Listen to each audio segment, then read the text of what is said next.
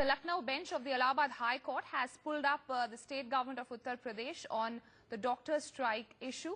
They have in fact sought an explanation from the state, giving them time till 2 p.m. in the afternoon.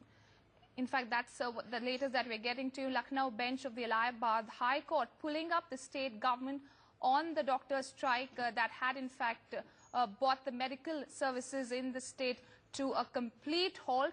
Many of the patients, in fact, hundreds of patients were affected by this strike. And in fact, just yesterday, the strike was called off. Supriya Bhardwaj now joining us.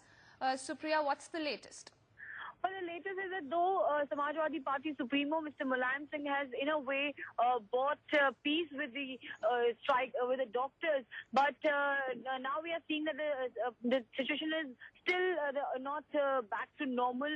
The doctors are talking that they will be in a way they have adopted a wait and watch policy. If no action is taken against the MLA, they will certainly go back to to protest.